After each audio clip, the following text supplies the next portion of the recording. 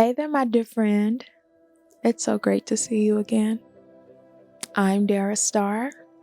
I'm your host and reflection moderator, and I am so thankful and grateful that you've decided to join in on an episode of Self Reflections. This amazing series is brought to you by Sistah Love Productions, where we understand the importance of building unity, especially from opportunities that are born out of love.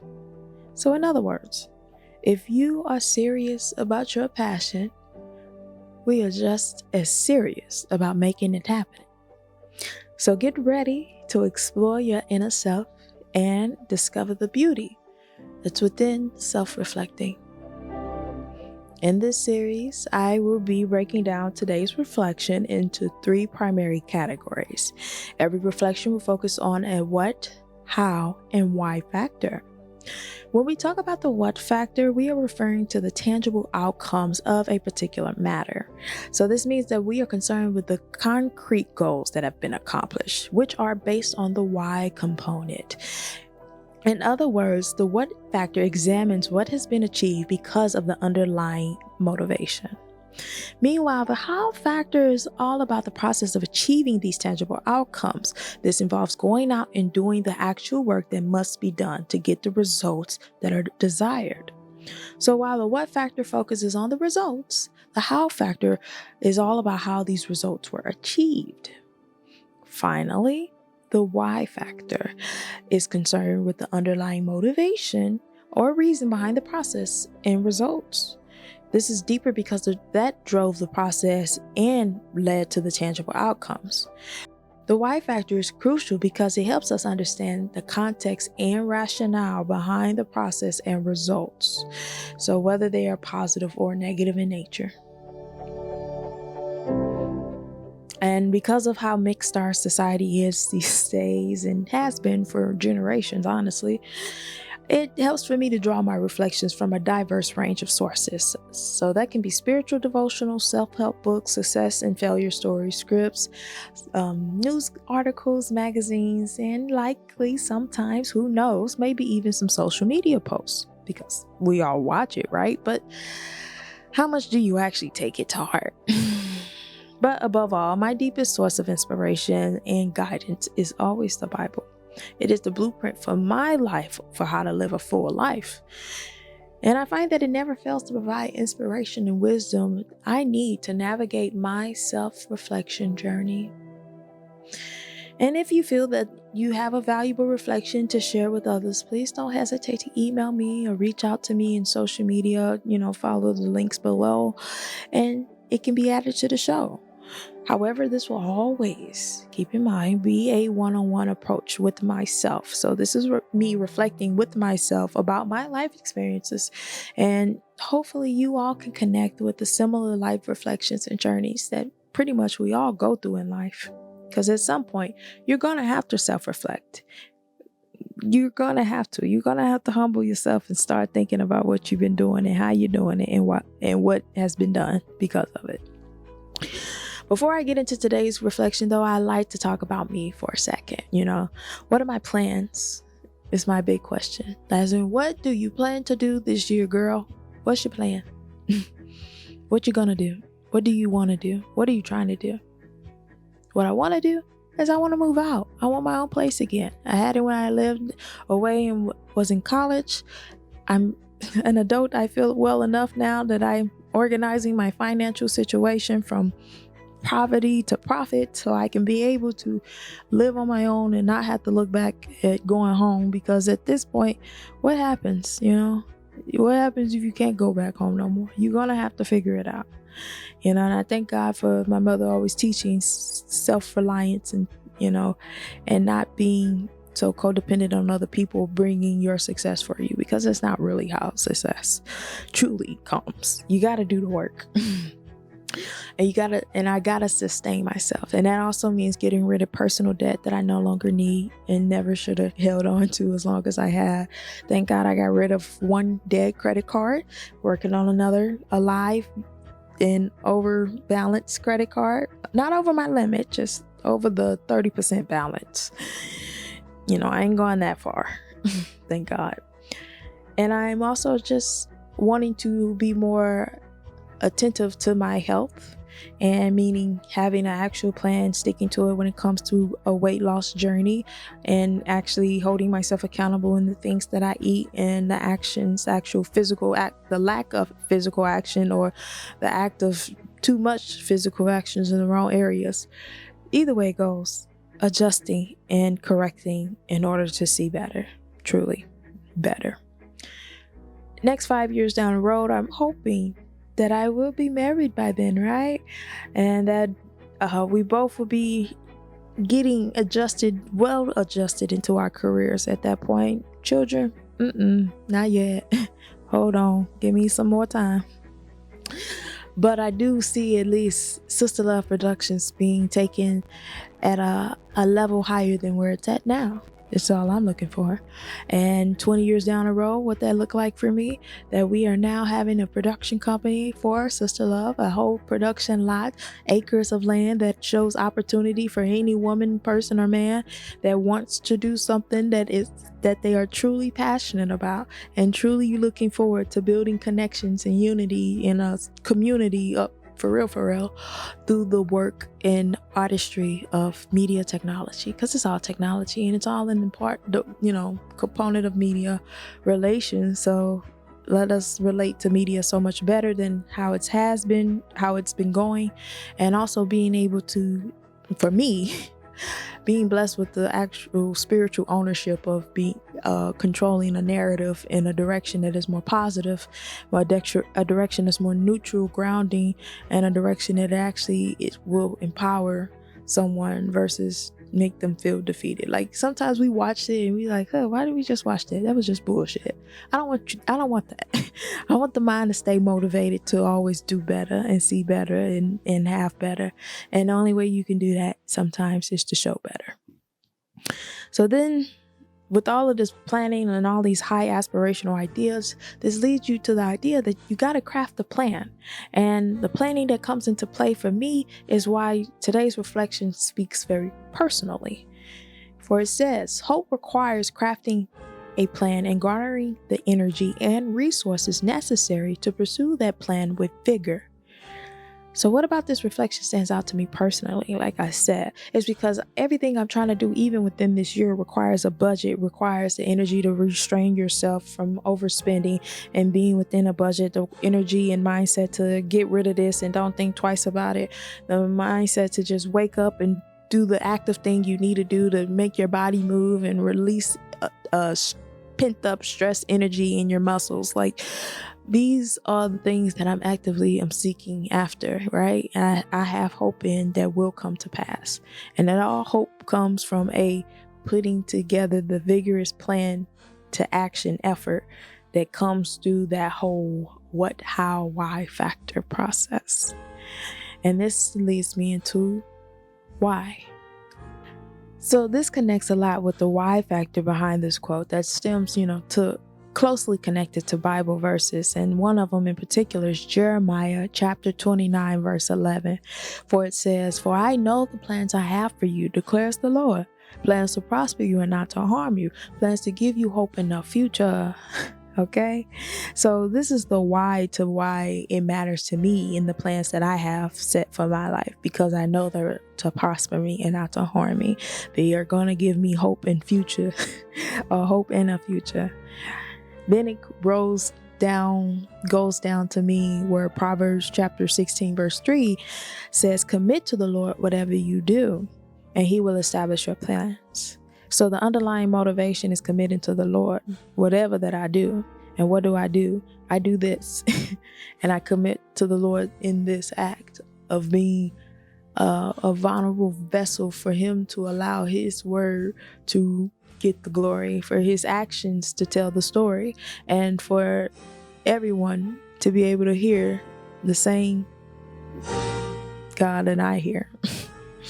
A God that is wonderful enough to prosper you in your plans, to not harm you, to provide goodness and an actual future for you to look forward to, So why not speak on something that is actually fruitful for you to devour and enjoy? So By that being my underlying motivation for me on why this reflection is a deep reflection for me, because I can see how this can be acted out to achieve a goal, to achieve my tangible outcome of what I'm looking for out of my plans, the plans that I required energy and the necessary resources to actually get it done and see it come to pass. So in 2 Corinthians chapter 4 verse 18 tells me, okay, because it's me talking to me, telling me the importance of something that you should know too. So we fix our eyes not on what is seen, but on what is unseen. Since what is seen is temporary, but what is unseen is eternal. Therefore, I'm able to do my plans with diligence because my eyes are fixed on what is unseen. And what is unseen is the hope that I have in the Lord, because I'm able to commit myself in whatever I do because of the hope that I have in the Lord and my unseen eternal vision in the Lord, which then helps block out any negative noise. Therefore, in Psalms chapter 119, verse 37, tells me, turn my eyes away from worthless things. Preserve my life according to your word. And so far, his word has told me that in Jeremiah, for I know the plans I have for you, declares the Lord, plans to prosper you and not to harm you, plans to give you a hope and a future. Then his word tells me in Proverbs 16:3, commit to the Lord whatever you do, and he will establish your plans. And then how does that happen? For his word tells me in 2 Corinthians that we fix our eyes not on what is seen, but on what is unseen. Since what is seen is temporary, but what is unseen is eternal. And knowing that his eternal is the promises he has for you that will come to pass, that will prosper you. And all it takes is for your hope to actually put to action a plan that comes from energy that he gives you and he graces you with. I feel and the resources, they fall from the heavenly skies onto you, or sometimes you actually have to just go get it, and it will be given to you. And pursue that plan with vigor. That's why I'm very hopeful that the plans I have, at least for this year, can truly happen for me.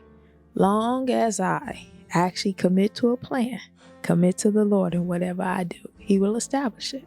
If I truly believe in losing weight and committing myself to the Lord in this effort of physically bettering my body and mind, he will really give me the goal of a healthy body and a healthy mind. So, when it comes to the results, right, because of the goal of actually losing weight, the tangible result of a smaller, not smaller, but of a slimmer or fit or, well flexible with anything, body and mind, no tight tension in muscles, none of that shit, okay? The result would be, in Proverbs chapter 21, verse 5, it tells me this form of a result, that the plans of the diligent lead to profit as surely as haste leads to poverty. So all these weight loss quick schemes, which is schemes because it's a mindset type of thing, and if you ain't really committed your mind to it, as in committed the habit of telling yourself this is what you ought to do and not going left or right, you are able to actually achieve the goal of what you're looking for, because it will come to profit, because the plans of the diligent lead to profit. Plans of the diligent are those who know that the Lord has plans that will prosper you and not harm you, plans that will give you hope in the future, right? Plans of the diligent are those who are out crafting a plan and garnering the energy and resources to pursue it with vigor, that they have stemmed their hope in committing it to the Lord, and whatever he will establish your plans for you and your steps within your plans. So that's because we have fixed our eyes on not what is seen, but on what is unseen. Since that is temporary, the seen part is, but the unseen is eternal. and eternal, knowing the promises of He is going to prosper you and not to harm you. He will give you hope and a future. Okay? Okay. So I don't need to worry myself. When I reflect over these facts, I don't need to worry myself. Because I ain't in no rush to lead to poverty. That's why my plans are within the margins that they are in, because I'll be happy to see them when they come to pass. For when they do happen, I am in no rush. For I want plans of the diligent to lead to profit than to haste. For even so, for the next verse that I speak, speaks for me.